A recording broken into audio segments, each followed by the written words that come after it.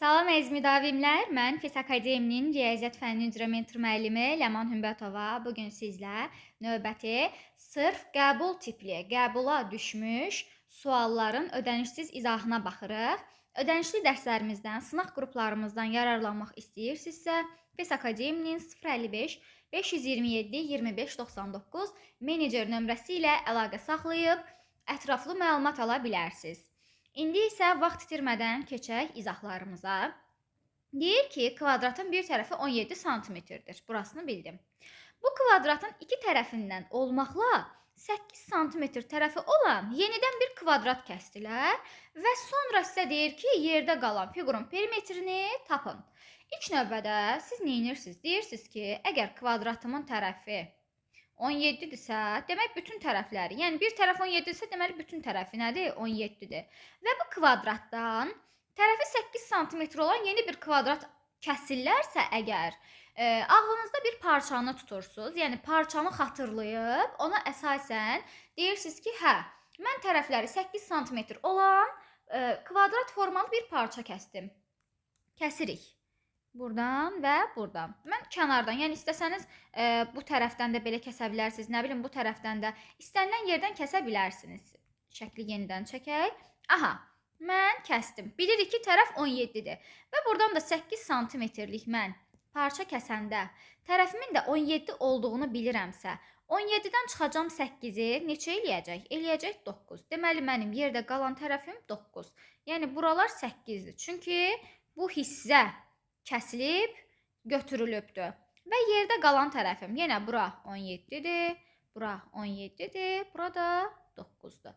Mənə lazımdır, baxın, bu kəsilib götürdükdən sonra qalan hissə. Qalan hissəmi mən yenidən çəkmək istəyirəm. Yenidən çəkirəm. Belə bir fiqurum alınır. Kəsildi, götürdü, 8 sm tərəfləri olan kvadrat, yerdə belə bir fiqurum qaldı. Və məndən bunun perimetrini istəyir. Tapanda nə edirəm? Deyirəm, bura 17 idi. Çünki buradan heç nə kəsilməyibdir. Burada həmçinin 17-dir. Biraz əyri kəsə bilərəm mən fiquru, yəni əyri çəkə bilərəm, siz fikir verməyin. Bu kvadratdır. Bu tərəfdən 8-lik əgər kəsildisə, burada 9 qalmışdı. Yenidən burada 8 qalır. Niyə? Çünki əgər bu tərəfdən 8 kəsilibdirsə, burada elə kəsilmiş olan hissənin uzunluğu da 8 olacaq. Burada da yenə qalır 9. Niyə? Çünki buradan da əgər 8 santimetrlik parça kəsilibdirsə, cəmi də tərəfinin 17-dirsə, nə qaldı? Deməli, burada da 9 qaldı. Məndən nə istəyir? Deyir ki, qalan hissənin perimetrini tapın. Gəlin tapaq. 17, həmçinin də burada 8 eləyir. Bunu da yadınızda saxlayın.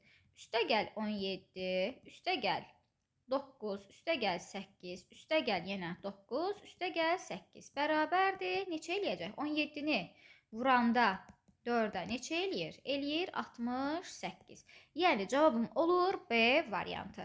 Bunu mən sizə sadə yolla izah elədim. Bunun digər bir üsulu da budur ki, baxın, siz deyirsiniz ki, sizin fiqurunuzdan elə bu qədər kəsildi, hə? Yenə də, fiquru mən düzgün çəkim.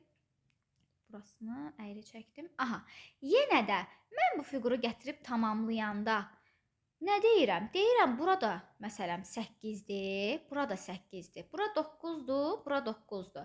Və mən bu 8-i burada yox, qabağa uzadıb gətirib burada da yazsam, yenə nə olacaq? Bu tərəf 17 olacaq, həmçinin bu tərəf də 17 olacaq. Yəni, bu tip misallarda perimetr istəyəndə, demək olar ki, əvvəlki fiqurla sonraki fiqurun perimetrində fərq olmur.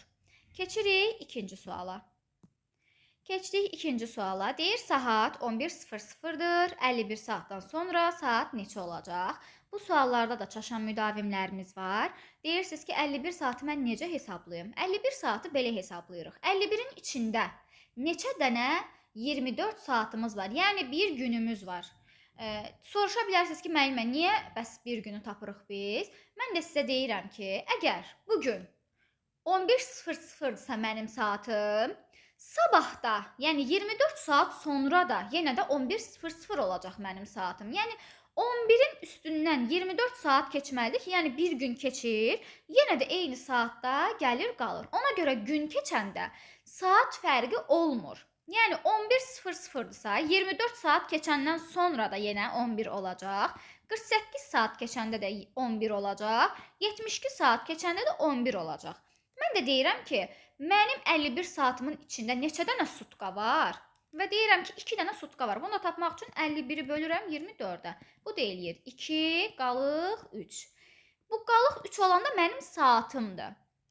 2 olan günümdür. Mən günlə işim yoxdur. Çünki dedim ki, gün keçirsə, saat fərqi olmur. Mənə lazım olan qalıq saatımdır. Yəni 11:00-ın üstünə gəlirəm 3 saatı. Bu da eləyir 14:00. Cavabım olur E variantı. Keçdik 3-ə. Aha, keçdik 3-ə. Deyir ki, 2 nərd zərini atdıqda üst üzə düşən xalların hasilinin 12 olması ehtimalını tapın. 2 dənə zərdir və biz bilirik ki, hansı xallar düşsə, həmin xalların hasili 12 eləyər. Düşəcək 4, 3. Çünki 4-ü 3-ə vuranda 12 eləyir. Daha sonra düşəcək, bu birinci zərdir, bu ikinci zərdir. Düşəcək 3, 4. Bu da 12 eləyir. Daha sonra 2, 6 və 6, 2. Deməli, mənim neçə dənə ehtimalım oldu? Başqa ehtimalım var. Mən məsələn deyə bilərəm ki, 5 ilə 2, ya nə bilim, 3 ilə 5. Deyə bilərəm? Yox, deyə bilmərəm. Çünki onların hasili 12 eləmir. Və baxıram mən, neçə ehtimaldır? 1, 2, 3, 4. 4 dənə ehtimaldır. Yəni 36-da 4 ehtimalım var. Burada da görürəm 36-da 4 cavabı yoxdur. Deməli, ixtisar eləyəcəm. Qalacaq 9-da 1. Cavabım olacaq D variantı. Keçdik 4-ə. Aha, keçdik növbəti suala. Qalıqlı bölməyə aid bir sualdır. Deyir ki, ədədi 11-ə böldükdə natamam qismət 101, qalığı isə mümkün qalıqların ən böyüyünə bərabərdir. Bu ədəd neçədir? Deməli, mənim bir x ədədim var. Bu ədədi 11-ə bölübdülər. Neyniyibdülər? Natamam qisməti 101 alıbdılar. Qalığı da ki, ən böyük alıbdılar. Ən böyük alıbdılar. Mənim bir qaydam var idi ki, nə deyirdim mən? Bölən həmişə qalıqdan nə olur? Böyük olur. Bunu əgər bilirəmsə mən, deyirəm ki, əgər mənim bölənim 11-dirsə, mən 11-dən kiçik qalığın ən böyük qiyməti olaraq nə yaza bilərəm? Təbii ki, yazaram 10. Yəni, mənim ən böyük qalığım olacaq 10. İndi buna əsasən mən x-ımı tapmaq istəyirəm. Tapanda nə edirəm?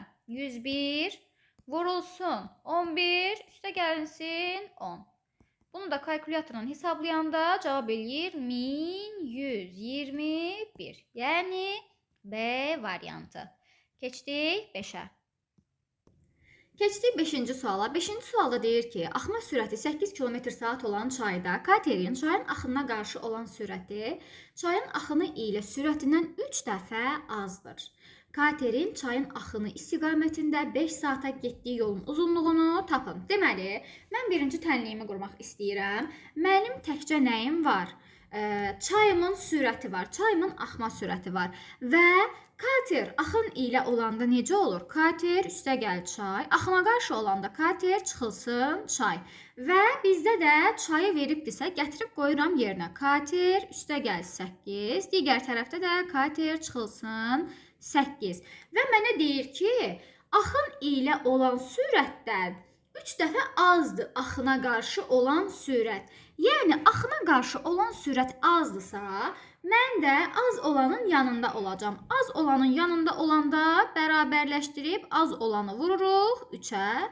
Hər birinizə bu məlumdur. Yəni, kasıbın yanında oluruq. Onsuz da biz bilirik ki, axına qarşı olan sürət həmişə az olur axın ilə olan sürətdən. Çünki birində çay təkan verir, mənim sürətim daha da artır. Birində isə çay mənə imkan vermir ki, mən o yolu rahat gedim. İndi tənliyimi həll eləyəndə kater üstə gəl 8 bərabərdir 3 kater çıxılsın 24.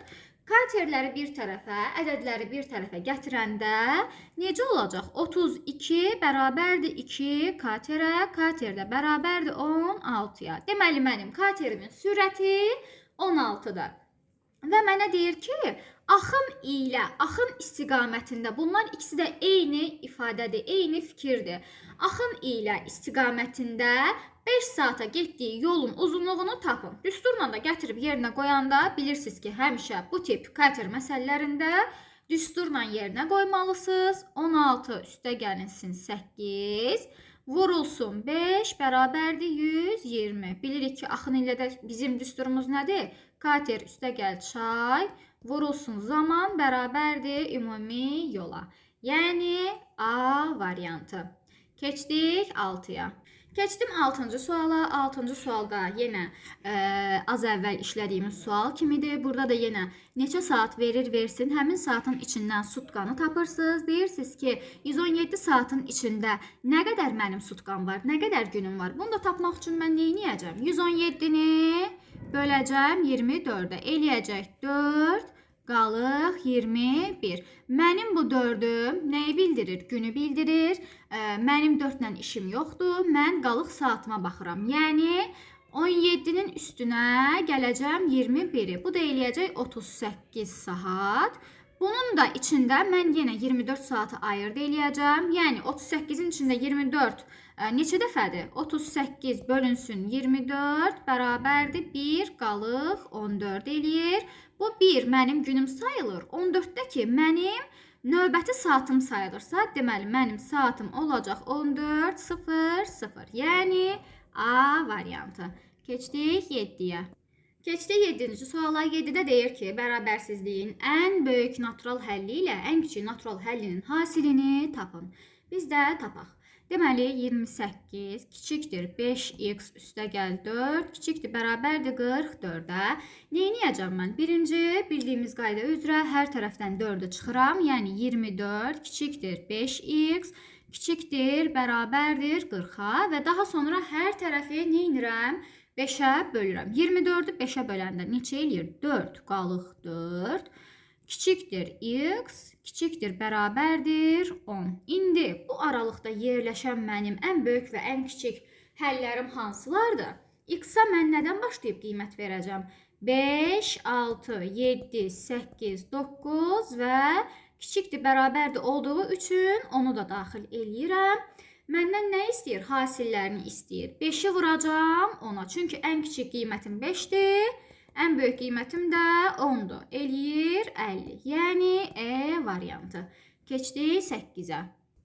Keçdik 8-ci suala. 8-ci sualda hesab əməllərindən istifadə etməklə misalımızın cavabını tapırıq. Deməli, birinci mötərizəmizin içini eləyirik. 3000 bölünsün 50.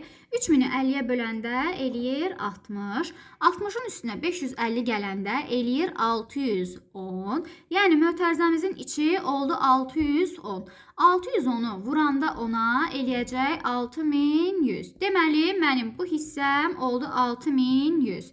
Daha sonra nə edirəm? Həll edirəm. 1400 üstə gəlsin 6100 çıxılsın 2000-i 4-ə böləndə 500 üstə gəlinsin 600. Bunu da kalkulyatorla hesablayanda cavab eləyir 7600. Yəni E variantı. Bu tipli misallarda ola bilər ki, siz əməllərin sırasını bilməyəsiniz və o zaman sizin köməyinizə həmdən kalkulyator çatır. Yəni kalkulyatordan hesablama eləyirsiniz, həm vaxta qənaət eləyirsiniz, həm də cavabınızı düzgün alırsınız. Ona görə çalışın, əlinizi kalkulyatora öyrəşdirin. Həmişə deyirəm. Keçdik 9-a. Keçdik 9-cu suala. 9-da deyir ki, düzbucaqlı paralelipipedin ölçüləri 4, 5, 6 cm olarsa, onun həcmini tapın. Biz də nə edirik? Həcm olanda V bərabərdir. A vur, B vur, C. Yəni, N vurulsun hündürlük, vurulsun uzunluq. Bu da bərabərdir. 4 vur, 5 vur, 6 eləyir 120 cm kubu. Yəni, D variantı. Keçdik 10-a. Keçdik 10-cu suala. Deməli 10-cu sualda bir dənə 3 bucaq verilib və onun bucaqları verilibdir. Sizdən də sonuncu C bucağını tapmağınızı istəyir. Deməli bir dənə 3 bucaqdır. A, B, C 3 bucağıdır. Deməli A 25 dərəcədir. B 30 dərəcə A bucağından çoxdur. Yəni 25-in üstünə gəlirəm 30-u, eləyir 55. B olur 55. C-ni də tapanda nə edirəm? Mən bilirəm ki, 3 bucağımın daxili bucaqlarının cəmi 180 dərəcədir. Yəni 180 çıxılsın. 55-in üstünə 25 gələndə eləyir 75. Bərabərdir. Neçə olacaq? Olacaq 100. Daha doğrusu 55-in üstünə 25 gələndə eləyir 80. Mən burada hesab sərf elədim. Bu da eləyir 100. Yəni C bucağım olacaq. E variantı 100 dərəcə.